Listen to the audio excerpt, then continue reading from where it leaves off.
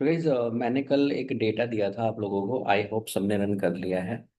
तो today we will understand कि भाई हमारा वर्क बेंच क्या मतलब, सिलेक्ट कमांड क्या होता है। अभी तक हमने क्या देखा कि हमने स्कीमा को डिजाइन करना सीख लिया कि स्कीमा कैसे डिजाइन होता है। उसके बाद हमने डेटा को इंसर्ट करना सीख लिया कि डेटा इंसर्ट कैसे होता है। बट अभी जो हम बात करेंगे वो करेंगे सिलेक्ट कमांड की, डेटा सर्च कैसे होता है। ठीक है। मान लीजिए हमें कोई डेटा सर्च करना है तो पहले तो सर्च करना आना चाहिए, उसके बाद ही हम उसको डिलीट या इंसर्ट या फिर अपडेट कर पाएंगे। ठीक है। तो मैंने जो डेटा दिया था वो सब लोग रन कर लेंगे और माई वर्क्स बेंच जो है ओपन करेंगे।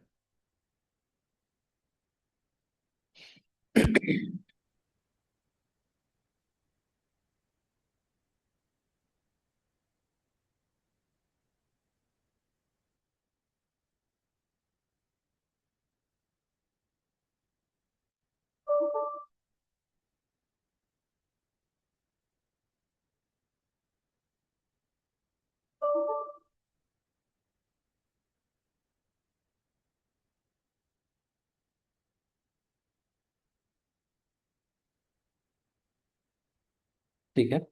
तो हमारे पास एक डेटा स्टोर है दैट इज भारत बिलिंग के नाम से। ठीक है। So let me show you.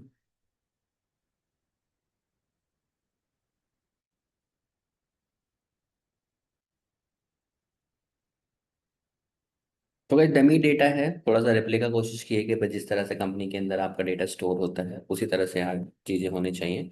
तो यहाँ पर एक आपके पास डेटाबेस है भारत बिलिंग के नाम से, एक है भारत एचआर के नाम से, एक है भारत इन्वेंट्री के नाम से, और एक है आपका भारत रिटेल के नाम से, और एक है आपका, ये कल हमने किया था डीएल कमांड वाला। तो भारत इन्वेंट्री के अंदर आपके पास स्टॉक प्राइसेस हैं। ठीक है। एचआर के अंदर आपके ब्रांचेस हैं, और भारत बिलिंग के अंदर आपकी टेबल्स के अंदर डेटा है। ठीक है। और रिटेल के अंदर देखते हैं, आई बिलीव आपकी कस्टमर टेबल होगी। जी। तो ये रही आपकी कस्टमर टेबल। अब हमें क्या करना है कि जो भारत बिलिंग का कस्टमर टेबल है या फिर बाकी जितने भी टेबल्स हैं उन पे सब पे हमें क्या लगाने हैं, जॉइंस लगाने हैं। तो जॉइंस तो बाद में लगाएंगे, पहले एक नॉर्मल सिलेक्ट कमांड्स हमें सीखनी है कि भाई डेटा सर्च कैसे होता है। तो सबसे पहले यहाँ पे अगर कोई मैं लाइन लिखता हूँ, हैश कमेंट बना सकते हैं यहाँ पे।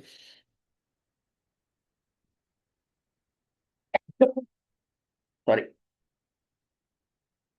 तो यहाँ पे क्या हुआ कि गाइस अगर हमें कोई कमेंट बनाना है तो we can say here this is comment. या तो ऐसे लिख सकते हैं कमेंट, या फिर ऐसे लिख सकते हैं अगर मुझे कुछ आपको दिखाना है कि this is also a comment. तो दोनों ही तरीके यहाँ पर वैलिड है, कोई से भी कर सकते हैं। ठीक है। अब तो सबसे पहले हमें डेटाबेस के अंदर जाना है जो कि कौन सा है, भारत रिटेल। तो हम यहाँ पे क्या लिखेंगे, यूज भारत रिटेल। ओके। ठीक है। सेमीकोलन लगाया, हमने इसको रन किया, डेटाबेस सेलेक्ट हुआ। अब हमें क्या करना है, डेटा को देखना है। तो यहाँ तक आपको सबको पता है कि कोई भी डेटा देखने के लिए इस तरह से हम लिखेंगे सिलेक्ट। अब सिलेक्ट स्टार का क्या मतलब होता है कि that we are selecting entire columns. जितने भी इसके अंदर कॉलम्स हैं हम सबको देखना चाहते हैं। हम यहाँ पे बोले सिलेक्ट स्टार फ्रॉम जो भी आपकी टेबल का नाम है। ठीक है। मैंने बोला कि मेरी टेबल्स का नाम है कस्टमर्स। आपने इसको रन किया and you will find it कि भाई ये आपके कस्टमर्स हैं। ठीक है। कुल मिला के 10 कस्टमर है इसके अंदर। कस्टमर आईडी है, गिवन नेम है, फैमिली नेम है, बर्थ डेट है उनका। तो अगर हमें देखना है कि कौन कौन से कॉलम हैं, आप सारा डेटा ऐसे नहीं देखना चाहते तो कल मैंने बताया था आपको, आप डिस्क्राइब कर सकते हैं, डिस्क्राइब कस्टमर्स। तो डिस्क्राइब कस्टमर्स क्या बताता है कि आपको डेटा को सर्च करके बताता है आपके, ये आपके फील्ड के नाम हैं, ये उनके डेटा टाइप्स हैं, ये उनके कॉन्स्ट्रेंट हैं, नल वैल्यू अलाउ कर रहे हैं नहीं, ये प्राइमरी की ऑटो इंक्रीमेंट जो भी है आपका ये डिफॉल्ट वैल्यू है, और एक्स्ट्रा के अंदर आपके ऑटो इंक्रीमेंट वगैरह आते हैं। अब नेक्स्ट, अब होने को तो कहीं इस क्वेरी को ऐसे लिखा जा सकता है, यहाँ पे लाइन की कोई लिमिटेशन नहीं है, जब तक आप कॉलन नहीं बनाते इस लाइन का एंड नहीं होता है। बट अगेन रीडेबिलिटी का ध्यान रखना है। तो मैं इस क्वेरी को ऐसे भी लिख सकता हूँ, सिलेक्ट स्टार फ्रॉम कस्टमर्स। इससे क्या होता है कि दैट थोड़ा क्वेरी रीडेबल हो जाती है आपकी। ठीक है। अगर हम यहाँ पे रन करें तो थोड़ा रीडेबल हो जाता है, और जिसकी वजह से हम क्वेरी को थोड़ा सा अच्छे से समझ पाते हैं। क्योंकि अभी तो क्वेरी चलो आप दो दो लाइनों की लिख रहे हैं, समटाइम्स क्या होता है क्वेरी 20 लाइन की हो जाती है, 25 लाइन की हो जाती है। तो इस तरह से भी हम लिख सकते हैं। तो यहाँ पे लाइन का, स्पेस का, गैप का कोई मीनिंग नहीं है। आप कितना भी गैप दे दो यहाँ पर, आप इसके अंदर कितना भी गैप दे दो, इससे कोई फर्क नहीं पड़ता। पाइथन में फर्क पड़ता है, दैट इज इंडेंटेशन। क्योंकि आपका जो ब्लॉक है वहां पर डिपेंड करता है कि इंडेंटेशन के ऊपर, बट यहाँ पे कोई इंडेंटेशन पे डिपेंड नहीं है। अगर आप इसको रन करेंगे और मैं इस तरह से भी रन करूंगा, it will work. But avoid करते हैं इन चीज़ों को कि भी अननेसेसरी स्पेस ना दिया जाए, क्वेरी को अच्छे से लिखा जाए, तो ये हमारा होना चाहिए। ठीक है।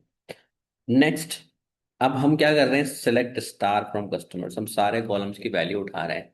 अब मैं कह रहा हूँ कि भाई मैं सारे कॉलम की वैल्यू नहीं उठाना चाहता, मैं पर्टिकुलरली कुछ कस्टमर की वैल्यू ही उठाना चाहता हूँ, मतलब पर्टिकुलर कॉलम्स उठाना चाहता हूँ। फॉर एग्जाम्पल मैं बोलूँ, मुझे चाहिए सिलेक्ट, और सिलेक्ट के बाद आप इस क्वेरी को ऐसे लिख सकते हो कि भाई मुझे कस्टमर आईडी चाहिए। ठीक है।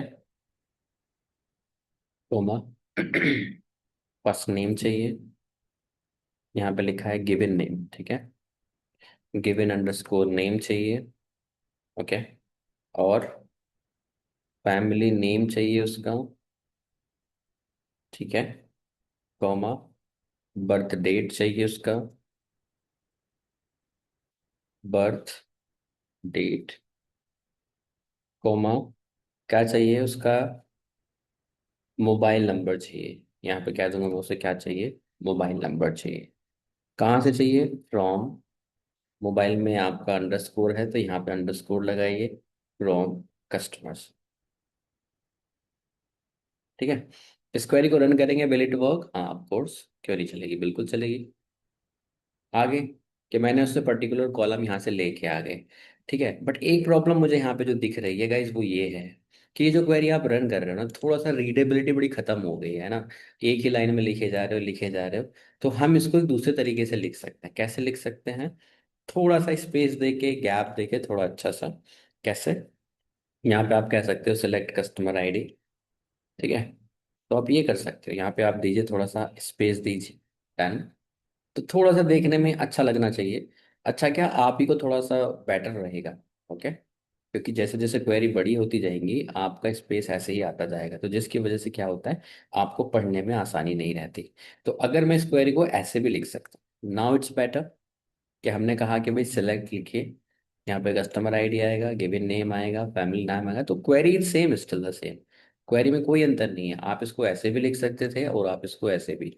But we will try to make it like readability अच्छे से अच्छी होनी चाहिए, तो यहाँ पे रीडेबिलिटी का ध्यान रखा गया है, जिसके अंदर आपको इस तरह से वैल्यू दिख रही है। ठीक है। Select customer ID, given name, family name, ये। करेक्ट। तो आप जितने पर्टिकुलर कॉलम चाहते हैं उन कॉलम को सिलेक्ट कर सकते हैं। ठीक है। अब नेक्स्ट, एलियास। एलियास का क्या मतलब होता है गाइस, या एलाइस कहिए, एलियास कहिए। आप अपने कॉलम के नाम डिफरेंट दे सकते हैं। जैसे अगर मैं इसी क्वेरी की बात करूं, ठीक है, guys try to make it like this. एक बार रन करके देखिए।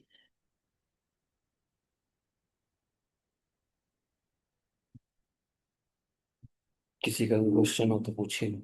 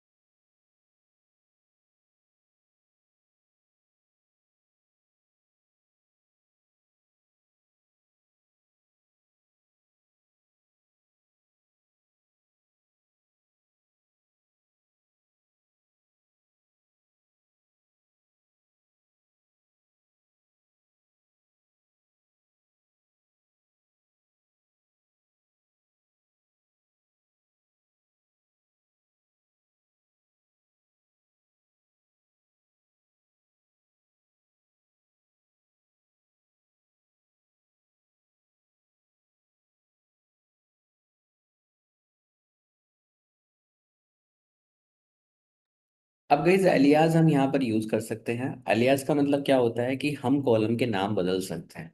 ऑलवेज रिमेंबर, जब भी आप सिलेक्ट कमांड यूज करते हैं, that is going to use that column name only in read query. वो परमानेंट चेंज नहीं करेगा। अगर आपको परमानेंट चेंज करना है इसके अंदर, तो फिर आपको ओल्डर कमांड से ही चेंज करना पड़ेगा। बट रीड करते टाइम मैं डेटा को क्या कर सकता हूँ, नाम बदल सकता हूँ। कि मान ले जाए मुझे इसमें यहाँ पे एलियास यूज करना पड़ा, तो मैं कैसे करूंगा, मैं एलियास इस तरह से यूज कर सकता हूँ। कैसे?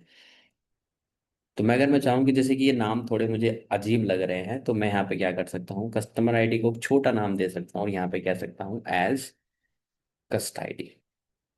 ठीक है, कॉमा लगाया मैंने। गिवन नेम को मैं कहना चाहता हूँ कि मैं इसका नाम देना चाहता हूँ एज फर्स्ट नेम। ठीक है, गॉट इट। इसका नाम मैं यहाँ पे लिखना चाहता हूँ एज लास्ट नेम। जो भी आप कहना चाहें, उसमें कोई दिक्कत वाली बात नहीं है, कॉमा आपने लगाया। तो we call it alias. Alias का मतलब क्या हो रहा है कि अगर मैं इस क्वेरी को रन करूँ, ठीक है, आप चाहे तो इसको ऐसे छोड़ सकते हैं, जरूरी नहीं है सबको एलियास देना। तो अगर मैं इसको रन करूंगा तो ये कॉलम के नाम बदल देगा, बट ओनली रीड टाइम पे। ये कस्टमर आईडी आ गया, ये फर्स्ट नेम आ गया, लास्ट नेम आ गया, बर्थ डेट ऐसा ही आ गया, और मोबाइल नंबर ऐसा ही आ गया। तो if you want to take out the alias only, then you can do that. कि भाई आप इसको अगर एक्सपोर्ट करोगे फाइल को, मैं बोलूँ कि भाई इस फाइल को एक्सपोर्ट करिए सीएसवी फाइल के अंदर, देन यू विल सी ये कॉलम इस नाम से जाएंगे जो अभी आपने सर्च क्वेरी में चलाए हैं। बट अगेन, अगर आप दोबारा से सेलेक्ट स्टार इसके अंदर चलाओगे, this is not going to change the values inside the column permanently, it just read query. Read query के अंदर क्या होता है कि आपकी जो वैल्यूज है ना, वो केवल रीड करते टाइम ही, अगर हम इसको डेस्कटॉप पे सेव करें भी, चलो ठीक है, ये कस्टमर्स डेटा के नाम पे मैंने इसको डेस्कटॉप पे सेव कर दूं या कहीं पर भी, तो वो कैसे सेव होगा, इसी के नाम से सेव होगा। ठीक है,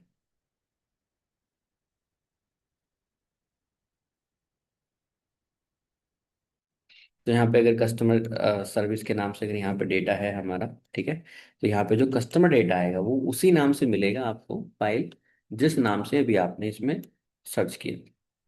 ठीक है, ये तो फर्स्ट नेम लास्ट नेम इस तरह से डेटा आपका यहाँ पर एक्सपोर्ट हो जाएगा। और आपके मोबाइल नंबर ऐसे ही एक्सपोर्ट हो जाएंगे।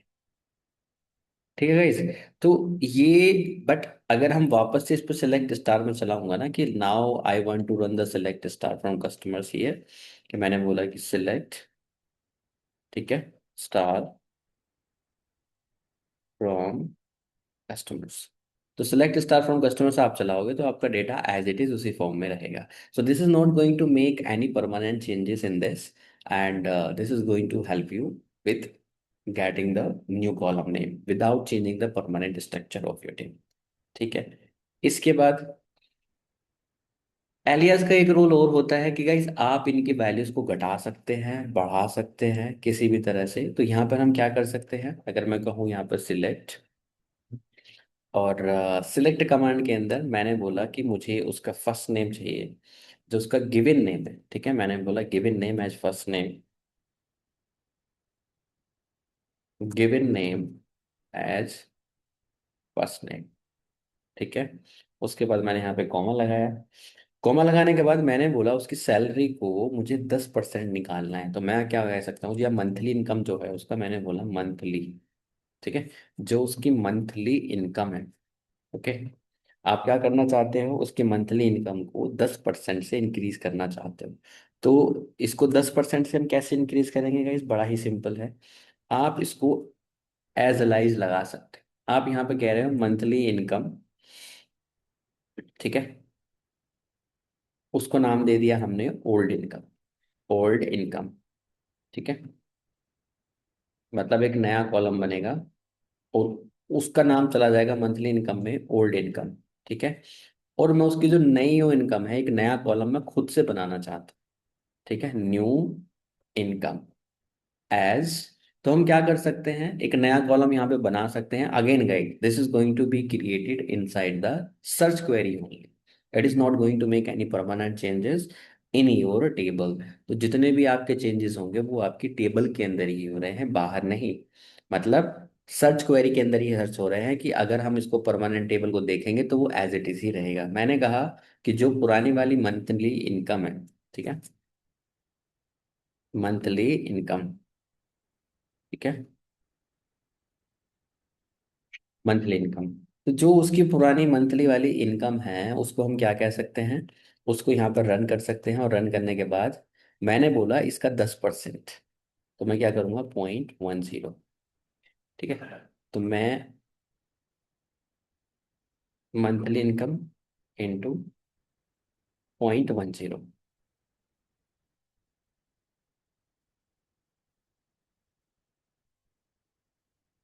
या फिर मैं एक काम कर सकता हूँ, न्यू इनकम को ऐसे नहीं कर सकता क्योंकि न्यू इनकम यहाँ पे नहीं है। तो मंथली इनकम में एक काम कर सकते हैं हम, इसको पहले लेके आएंगे, ठीक है, इसको पहले लेके आएंगे। हमने बोला कि जो उसकी मंथली इनकम है उसका 10%, ठीक है, as new underscore income, got it, ठीक है। और यहाँ पे हमने बोला फ्रॉम, किसमें, कस्टमर्स, ठीक है गाइस। तो हमने क्या कहा कि यहाँ पे सिलेक्ट किया, हमने सिलेक्ट करने के बाद we are trying to say here given name as first name, monthly income as old income, मतलब जो पुराना वाला कॉलम है उसको हम एज अर्नड इनकम रख रहे हैं, और जो नया कॉलम है हमने बनाया है मंथली इनकम का, उसका 10% एज न्यू इनकम। तो अगर हम रन करेंगे यू विल फाइंड इट कि जो पुराना वाला इनकम है ये रहा 65,000, और उसका 10% कितना हो गया, 6500, गॉट इट। तो 6500 इसके अंदर आया, और 6500 जब हमने इसके अंदर दिया गया, इस we are getting it here. और इसमें क्या कर रहे हैं हम, इस तरह से इसको रन कर रहे हैं। तो अगर हम चाहें इसका 10%, मैं कह रहा हूँ कि 10% इंक्रीज कर दीजिए इसे, तो आप क्या करोगे गाइस, इसमें तो कोई रॉकेट साइंस है ही नहीं। हम क्या करेंगे, पुराना वाला जो हमारा इनकम है उसमें हम ऐड कर देंगे, क्या ऐड कर देंगे, मंथली इनकम को, ठीक है। तो मंथली इनकम क्या बन जाएगा, इस तरह से आपका रन होगा ये, और इसके अंदर आपको ये पाया। तो आपने क्या कर दिया, इसको 10% से इंक्रीज कर दिया। तो इस तरह एल आपका काम करता है, आपको नए कॉलम भी बना के दे सकता है, ठीक है। आप ये भी कर सकते थे, इसमें आप यहाँ पे करोगे तो वो शॉर्ट भी हो जाता है, हालांकि शॉर्ट करने का तरीका है वहाँ पर भी, बट यहाँ पर भी ए इसके हिसाब से शॉर्ट करो, इसके हिसाब से शॉर्ट करो, इसके हिसाब से शॉर्ट करो, जिसके हिसाब से शॉर्ट करना चाहे ऐसे कर सकते हैं, ठीक है। तो इस तरह से हम कुछ भी नया वैल्यूज के अंदर लिख के बना सकते हैं, and this is very help, आपको बिना परमानेंट चेंज किए डेटा के अंदर ये सारी चीजें मिल सकती हैं। Okay,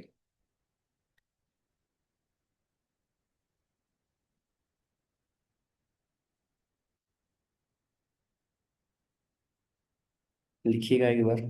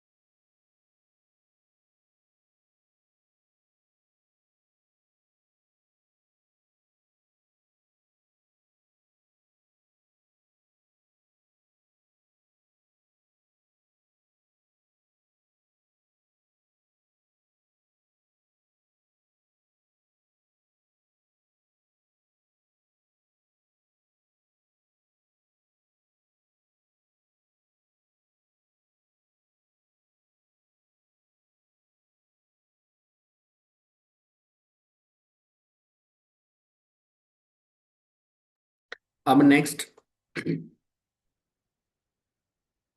where close. अब वेयर क्लोज क्या होता है गाइस, आप फिल्टर सर्च लगा सकते हैं, ठीक है। तो वेयर क्लॉज का काम क्या होता है कि अगर आप फिल्टर डेटा निकालना चाहते हैं, आपने कहा यहाँ पर कि मुझे सारा डेटा चाहिए, ठीक है।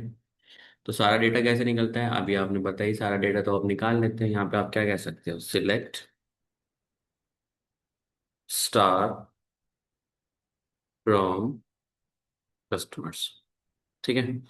बट आप सारा डेटा तो चाहते हैं, बट एक सर्च के साथ, ठीक है गाइस। आप क्या कर सकते हो, कोई भी इंटीजर पे लगा सकते हो, रिवॉर्ड पॉइंट्स पे लगा सकते हो, मंथली इनकम पे लगा सकते हो। तो मैं कह रहा हूँ कि जिन लोगों की मंथली इनकम जो है वो 1 लाख के ऊपर है, केवल वही डेटा चाहिए, तो हम यहाँ पे फिल्टर लगा सकते हैं। तो फिल्टर कैसे काम करता है, वेयर, ठीक है, जो भी आपका कॉलम है, मैंने बोला मंथली इनकम, ठीक है, मंथली इनकम, जिसकी भी मंथली इनकम ग्रेटर देन हो या फिर इक्वल हो किसके, 1 लाख के। तो ऑपरेटर बिल्कुल एज इट इज काम करते हैं जैसे पाइथन में काम करते हैं, सेम। तो मैंने कहा जिनकी भी इनकम 1 लाख है, 1 लाख से ऊपर है, that you can go with that. तो यहाँ पे मैंने रन किया, और let's see, unknown column monthly, spelling mistake है, यस। तो जब भी अननोन कॉलम आएगा ही समझ जाइएगा स्पेलिंग मिस्टेक है कहीं ना कहीं पे।